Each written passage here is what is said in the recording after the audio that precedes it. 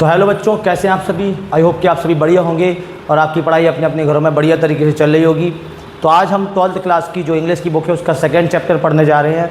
First chapter मैं पहले YouTube में डाल चुका हूँ, आप प्लेलिस्ट में जाकर देख सकते हैं। तो आज हमारा ये सेकंड चैप्टर होने वाला है द लॉस्ट स्प्रिंग।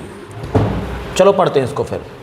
जो लॉस्ट स्प्रिंग चैप्टर है ये दो बच्चों की कहानी है जिनका बचपन छीन लिया जाता है काम के चक्कर में, क्योंकि वो दोनों बच्चे काम करते हैं, ठीक है ना, और उनके सपने जो है वो उसी काम के चक्कर में मर जाते हैं, राइट। तो इसमें सबसे पहले कुछ वोकैबुलरी है जो दिमाग में रखनी है। यहाँ पर आपको दिमाग में रखना है कि चाइल्ड लेबर का मतलब क्या होता है। चाइल्ड लेबर का मीनिंग होता है बाल श्रम। पॉवर्टी का मीन्स क्या होता है, गरीबी। स्टोलन चाइल्डहुड का मीनिंग होता है जिनका बचपन छीन लिया गया हो, जैसे इन दोनों बच्चों का बचपन छीन लिया गया था जिनके बारे में हम पढ़ने जा रहे हैं। एम्बिशंस का मतलब होता है महत्वाकांक्षाएं। डिज़ायर्स का मतलब इच्छाएं होता है।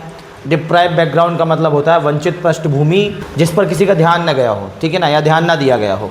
तो ये वोकैबुलरी आपको दिमाग में रखनी है, आप इसका स्क्रीनशॉट ले सकते हैं। सबसे पहले हम बात करते हैं इसमें जो आपका लॉस्ट स्प्रिंग चैप्टर है, इसमें एक लॉन्ग आंसर रखा है जिसमें मैंने ये दो पार्ट में चैप्टर है, तो इसमें मैं पहले पार्ट में साहिब आलम के बारे में पढ़ने जा रहे हैं, ठीक है ना। स्टोरीज़ ऑफ स्टोलन चाइल्डहुड, ठीक है ना, जिनका बचपन छीन लिया गया हो, ऐसे बच्चों की कहानियाँ हैं इसमें पहला बच्चा है साहिब आलम के बारे में पढ़ने जा रहे हैं। द राइटर अनीश जंग, इसके जो राइटर हैं आप समझ पा रहोगे कौन है, अनीश जंग। इसे आप समरी समझो या लॉन्ग आंसर समझो, इसको अगर आपने समझ लिया तो आप चैप्टर की मेन चीज़ों को समझ लेंगे बच्चों, और आपसे क्वेश्चन आंसर जो आएंगे वो बन जाएंगे। The writer Anees Jung highlights the plight of the deprived children of Seemapuri. Writer Anees Jung जो हैं, इसके अनीश जंग इसकी राइटर हैं, ठीक है ना। और ये प्लाइट मतलब दुर्दशा, वंचित छात्र, डिप्राइव्ड चिल्ड्रन ऑफ सीमापुरी, जो सीमापुरी के मतलब गरीब बच्चे हैं उनके बारे में बताती है। इट इज़ अ प्लेस, ये वो जगह है Seemapuri, which is not looked after, है ना, जिस पर ध्यान नहीं दिया जाता। लुक्ड आफ्टर का मतलब क्या होता है बच्चों, लुक्ड आफ्टर का मतलब होता है जिसका कोई ख्याल ना रखा जाए, ध्यान ना रखा जाए, है ना। नो सीवेज, वहाँ पर कोई सीवेज की व्यवस्था नहीं है, पानी निकासी कोई व्यवस्था नहीं है, नो ड्रेनेज है, और रनिंग वाटर की कोई व्यवस्था नहीं है, बहता हुआ पानी वहाँ बहता रहता है, वहाँ पे उसकी कोई व्यवस्था नहीं है, ठीक है ना। सर्वाइवल इन अ सीमापुरी मीन्स रैक पिकिंग, वहाँ पर सर्वाइवल का मतलब जो है सीमापुरी में वो है रैक पिकिंग, मतलब कूड़ा उठाना, कचरा उठाना, वहाँ का सर्वाइवल है। इसी काम को करके बच्चे अपने आप को वहाँ पे मतलब अपने आप को सर्वाइवल बना पाते हैं, ठीक है ना, जी पाते हैं। उनका खर्चा पानी जो है वो इसी से निकलता है, रैक पिकिंग से, कूड़ा से। Garbage to them is gold, वहाँ के बच्चों के लिए जो कूड़ा है गार्बेज है। गार्बेज मतलब क्या होता है बच्चों, कूड़ा करकट, ठीक है ना। गार्बेज वहाँ के बच्चों के लिए क्या है, गार्बेज वहाँ के बच्चों के लिए गोल्ड है, गोल्ड के समान है। हेयर गोल्ड मीन्स, यहाँ गोल्ड का मतलब क्या है, यहाँ गोल्ड का मतलब है 1 रुपी कॉइन, 1 रुपये का सिक्का, या 10 रुपी नोट, या 10 रुपये का नोट, है ना। कभी कुछ बड़ा मिल गया तो 10 रुपये का, कभी कुछ छोटा मिल गया तो उसी को बेचकर वो 1 रुपये पा जाते हैं, ठीक है ना। और a pair of torn shoes, अथवा फटे हुए जूते वो खरीद पाते हैं, ठीक है ना, उस गार्बेज को बेचकर। इसलिए गार्बेज को वहाँ के बच्चों के लिए क्या बोला गया है, सीमापुरी के बच्चों के लिए गोल्ड बोला गया है, ठीक है ना। तो ये चीज़ आपको दिमाग में रखनी है। The writer meets a rag picker boy, writer यहाँ पर एक रैक पिकर बॉय से मिलती है जिसका नाम है साहिब, क्या नाम है, the writer meets with a rag picker boy named Sahib Alam, जिसका नाम क्या है, साहिब आलम है। हु माइग्रेटेड फ्रॉम बांग्लादेश, जो कि बांग्लादेश से आया है। कहाँ से आया है ना, बांग्लादेश से माइग्रेट हुआ है। एक जगह से दूसरी जगह जब कोई एक देश से दूसरी जगह जाता है ना, या एक जगह से दूसरी जगह जाता है तो उसको माइग्रेशन बोलते हैं, प्रवास कहते हैं। तो वो सीमापुरी आया है बांग्लादेश से, ठीक है ना, और सीमापुरी में रहता है, ठीक है ना। दे कुड हार्डली मैनेज, वहाँ के जो लोग हैं, जो बच्चे हैं, वो क्या करते हैं, hardly manage some food for survival, ठीक है ना, कुछ खाना पीना अपना सर्वाइवल के लिए बड़ी मुश्किल से, ना के बराबर ही मैनेज, हार्डली का मतलब होता है ना के बराबर ही मैनेज कर पाते हैं। The writer find Sahib walking barefoot, writer Sahib को नंगे पैर देखती है या नंगे पैर पाती है कि वो नंगे पैर है, उसके पैर में जूते चप्पल नहीं है। अब यहाँ पर अनीश जंग के हिसाब से the journal example is that, अगर एग्जाम्पल के रूप में देखें तो अनीश जंग के हिसाब से is that it is not a lack of money. ये बहुत इंपॉर्टेंट लाइन है कि ये लैक ऑफ मनी नहीं है, मनी की कमी नहीं है, पैसे की कमी नहीं है, क्योंकि आज पैसे की कमी इसलिए नंगे पैर है उनके हिसाब से, अनीश जंग के हिसाब से। बट अ ट्रेडिशन, वहाँ का ये रीति रिवाज है कि ऐसे रहना है। हाउएवर इससे क्या होता है, सी इज़ नॉट, लेकिन वो इस चीज़ में श्योर नहीं है, she is not sure. One day the writer, मतलब कहने का मतलब समझे आप इसका क्या है, कि that is not lack of money. अगर वो नंगे पैर हैं तो ये लैक ऑफ मनी नहीं हो सकता कि वो इसलिए नंगे पैर होते हो जिससे उनके ऊपर लोग क्या कर पाएँ, दया भावना दिखाएं और उन्हें कुछ पैसे दे दें। वहाँ का मतलब ये तरीका है कि आप नंगे पैदा होगे तभी आप गरीब लगोगे, राइट। ये भी हो सकता है, अनिल जंग ने मतलब इसे एग्जाम्पल के रूप में दिया है कि ऐसा भी हो सकता है, right. One day the writer find Sahib holding. अब क्या होता है, इस बीच की कहानी मैंने आपको नहीं बताई। मान लो वो बीच में मिली थी उनसे, साहिब से मिली थी, कौन, अनिल जंग। तो उन्होंने कहा था कि तुम्हें स्कूल जाना है, ठीक है ना, तो मैं तुम्हारे स्कूल में एडमिशन करा दूँगी नेक्स्ट टाइम आऊँगी। तो अब एक दिन क्या होता है, जब वो एक दिन और आती हैं, ठीक है ना, साहिब के पास, तो साहिब मिलता है उन्हें holding a steel canister going towards. Steel का कनिस्टर लिए हुए जाता हुआ दिखता है मिल्क बूथ में, मतलब दूध की दुकान में। He tells that he got a job. तो जब अनिल जंग उससे पूछती हैं तो वो कहता है कि उसे जॉब मिल गई है एट अ टी स्टॉल में। कितने रुपए की, 800 रुपये की, मतलब 800 रुपये उसको हर महीने मिलेंगे और सारा खाना मिलेगा, ऑल द मील्स। तब राइटर ये नोटिस करती है कि ही has lost the freedom of being his own master. अब उसने वो आज़ादी खो दी, वो वाली आज़ादी खो दी जिस आज़ादी में वो खुद का मास्टर था, मतलब खुद की ज़िंदगी का मालिक था। अब वो दूसरे के अंडर काम करने लगा है, अब वो एक एम्प्लॉय बन के रह जाएगा, कभी खुद का मालिक नहीं बन पाएगा, ठीक है ना। तो ये चीज़ मेन चीज़ें हैं साहिब आलम के बारे में, ठीक है ना। अब इसका जो सेकेंड पार्ट है, सेकेंड पार्ट के लिए यहाँ पर जो सेकेंड पार्ट पढ़ने जा रहे हैं अपन, सेकेंड पार्ट में मुकेश की कहानी है बच्चों। इसके लिए कुछ इंपॉर्टेंट वोकैबुलरी है जो आपको पता होना चाहिए, जिसमें हैज़ार्ड्स का मतलब होता है डेंजरस। आपको ये याद रखना है कि हैज़ार्ड्स का मतलब डेंजरस। डिंगी सेल्स का मतलब होता है डर्टी एंड डार्क बच्चों, है ना। फर्नेसिस का मतलब होता है भट्टी। पॉवर्टी का मतलब होता है गरीबी। पॉवर्टी का क्या मतलब होता है, गरीबी। अब ये वोकैबुलरी आपको याद रखनी है इसका सेकेंड पार्ट पढ़ने से पहले, है ना बच्चों। और ये चैप्टर आपको बहुत ही आसान लगेगा पढ़ने में अगर आप ये लॉन्ग आंसर दिमाग में रख पाते हैं। लॉन्ग आंसर आपको दिमाग में रखना है बस, ठीक है ना। और चाइल्ड लेबर का मतलब याद रखना आप, children working at a factory. जो बच्चे मतलब फैक्ट्री वगैरह में काम करते हैं वो एक प्रकार से चाइल्ड लेबर ही है, ठीक है ना। अब इसमें जो सेकेंड पार्ट है इसमें मुकेश की कहानी है ना। तो मुकेश के बारे में अपन समझते हैं थोड़ा सा। मुकेश क्या है, मुकेश नाम के लड़के के बारे में समझते हैं। This is the story of a boy named Mukesh. ये कहानी है मुकेश की, हु लिव्स फिरोजाबाद, जो कहाँ रहता है, हु लिव्स इन फिरोजाबाद, जो फिरोजाबाद में रहता है, which is famous for bangle making, जो बैंगल मेकिंग के लिए फेमस है। This profession is a hazards one. ये प्रोफेशन जो है, ये काम जो है बड़ा ही ख़तरनाक है, ठीक है ना। बहुत ख़तरनाक कामों में से एक काम है। The workers have to work in furnaces. Workers को यहाँ पर फर्नेसेस, भट्टियों में काम करना पड़ता है जो बहुत गर्म होती हैं। एक्सट्रीमली हाई टेम्परेचर, इनका टेम्परेचर बहुत क्या होता है बच्चों, जिनका टेम्परेचर बहुत हाई होता है। The cells are dingy. Cells बहुत क्या होती है, डर्टी होती हैं। विदाउट एयर, वहाँ पर हवा भी नहीं आती और ना ही लाइट रहती है। द डस्ट फ्रॉम पॉलिशिंग, जो वहाँ पर जब वो बैंगल मेकिंग करते हैं तो जो पॉलिश करते हैं, ठीक है ना, बैंगल्स में dust making of polishing the glass of bangles, जो बैंगल्स की ग्लास होते हैं उनमें पॉलिशिंग करते हैं उनकी। इफेक्ट द आइज़ बैडली, तो इससे उनकी क्या हो जाती है, अक्सर उनकी आंखें क्या हो जाती हैं, बहुत ज़्यादा इफेक्ट करती हैं। ऑफन कॉजेज, अक्सर ब्लाइंडनेस आ जाती है, क्या आ जाती है, अंधापन तक आ जाता है। Mukesh is different from his family. Mukesh अपने परिवार से क्या है, डिफरेंट है। मुकेश वहाँ अपने परिवार के साथ काम करता है बच्चों, तो उसका जो वो अपनी फैमिली से बिल्कुल अलग है। क्यों अलग है, क्योंकि उसका ड्रीम है, he has a dream becoming a car mechanic. उसका सपना कार मैकेनिक बनने का है। तो ये बात आपको दिमाग में रखनी है, ये मेन बातें फिर से बता दे रहा हूँ। This is the story of a name Mukesh. ये कैसे लड़के की कहानी, इसका नाम मुकेश रहता है। हु लिव्स इन फिरोजाबाद, जो अपने परिवार के साथ फिरोजाबाद में रहता है। Which is famous for bangle making, जहाँ पर बैंगल मेकिंग होती है। This profession is a hazards one, ये प्रोफेशन बहुत ख़तरनाक कामों में से एक है।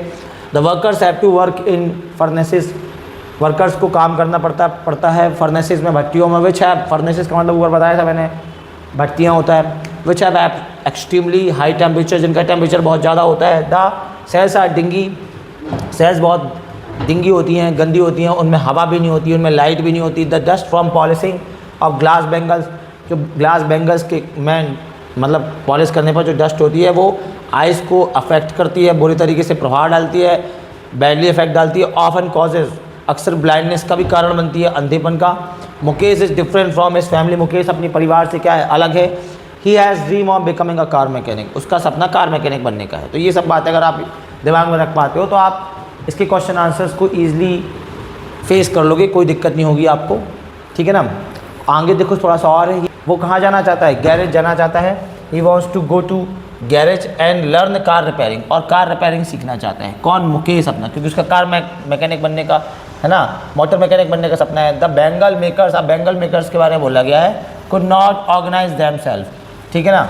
बेंगल्स मेकर्स अपने आप को ऑर्गेनाइज नहीं कर पाते, संगठित नहीं कर पाते, बिकॉज ऑफ द फियर, क्योंकि उन्हें डर है किसका, कि उन्हें पीटा ना जाए, being beaten and harassed by the police, कि उन्हें पीटा ना जाए पुलिस के द्वारा, और है ना तंग ना किया जाए, परेशान ना किया जाए, किसके द्वारा, पुलिस के द्वारा।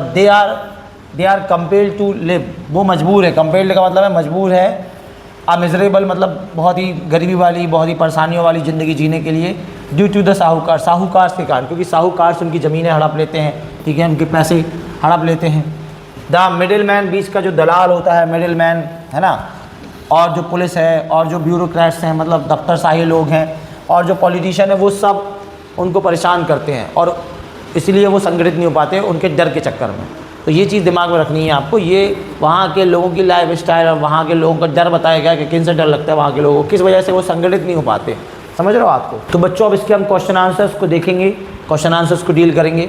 What is Saheb looking for in the garbage dump, Saheb garbage dump में क्या देख रहा है या क्या ढूंढ रहा है ना, या क्या ढूंढता रहता है। वेयर इज़ ही, कहाँ रहता है वो, कहाँ का है वो, and where has he come from, और कहाँ से आया है। तो आप इसका आंसर बना सकते हो। Saheb is looking for garbage dumps, Saheb क्या ढूंढ रहा है, गार्बेज डंप्स में। Saheb is looking for coins, coins को ढूंढ रहा है, and rupees note in the garbage, वो क्वाइंस और रुपीज़ को ढूंढ रहा है गार्बेज में, ठीक है ना। और यहाँ से इसका रियल में आंसर स्टार्ट है बच्चों, ठीक है ना, यहाँ से इसका आंसर स्टार्ट है यहाँ तक। पहले क्वेश्चन का, what is Saheb looking for in the garbage, तो आपको लिखना है Saheb is looking for in the garbage dumps, है ना, looking for coins and rupee note, है ना, इन द गार्बेज डंप्स। अगला क्वेश्चन का आंसर देखो, वेयर इज़ ही, तो इसका आंसर आप याद रखोगे, ही इज़ इन सीमापुरी, वो कहाँ पर है, सीमापुरी पर है, जो कि कहाँ पे, जहाँ जो कहाँ पर है, अ प्लेस इन दिल्ली, जो दिल्ली में है। और where has he come from, और वो कहाँ से आया है, ही हैज़ कम, तो आपको लिखना है he has come from Bangladesh. बहुत ही ईजी आंसर है, आप आसानी से इसको दे सकते हैं, ठीक है ना।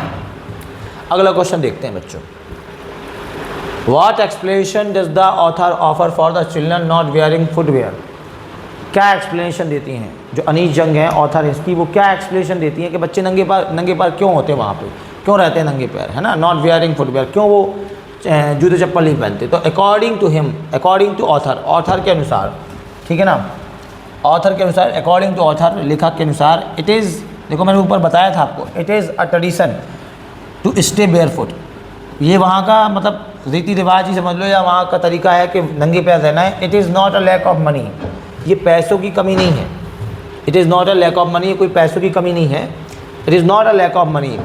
अब होता क्या है, ऐसा क्यों रहते हैं, बताया गया है, people who see these children, लोग जो इन बच्चों को देखते हैं नंगे पैर, बेयर फुट, फील पिटी, उन्हें बड़ा दुख होता है, ठीक है, फील पिटी, एंड ऑफन, और अक्सर, गिव दैम, और उन्हें अक्सर क्या देते हैं, वो लोग उन बच्चों को अक्सर मनी दे देते हैं, या समथिंग टू ईट, और कुछ खाने के लिए देते थे, इसलिए बच्चे वहाँ पे क्या रहते हैं, नंगे पैर रहते हैं, ठीक है ना।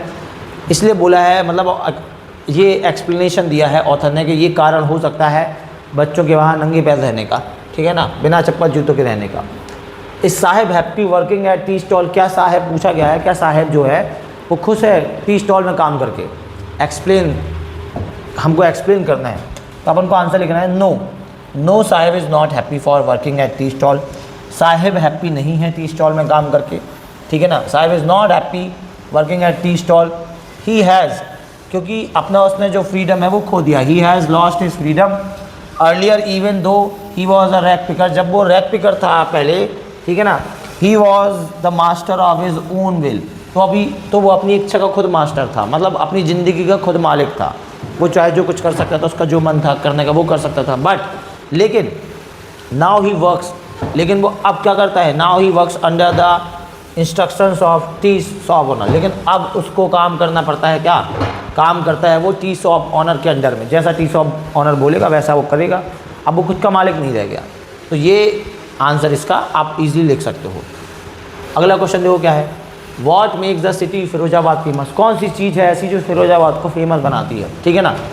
द सिटी या क्यों फेमस है या क्या चीज़ है। The city of Firozabad is famous for its bangles, अपने बैंगल्स के लिए फेमस है। It is the centre of India's glass, है ना, ब्लोइंग इंडस्ट्री। तो ये सेंटर माना गया है इंडिया का, तो इंडिया का सेंटर है भी वो फिरोजाबाद, ठीक है ना, जहाँ पर ग्लास मेकिंग होती है, इसलिए बोला गया था city of Firozabad is famous for its bangles, वहाँ के बैंगल्स के लिए फेमस है। तो आप इसका आंसर ये लिख सकते हैं, बहुत ईजी है। अगला, mention the hazards of working in the glass bangle industry. तो मैंने आपको ऊपर बताया था क्या हैज़ार्ड्स है ना।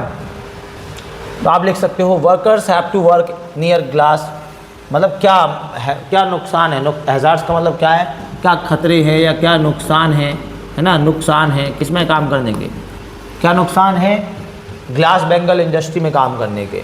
Workers have to work, answer लिखो क्या, वर्कर्स को काम करना पड़ता है। Workers have to work near glass furnaces every, है ना, at a very high temperature, बहुत गर्म टेम्परेचर में उन्हें काम करना पड़ता है भट्टियों में। फर्नेसेस का मतलब क्या होता है, भट्टियाँ।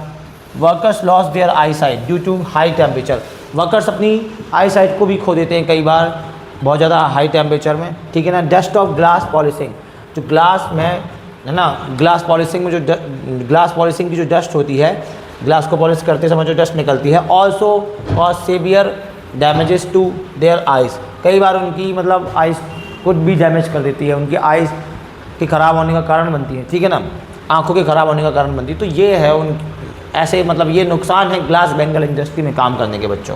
तो ये आंसर आप लिख सकते हैं।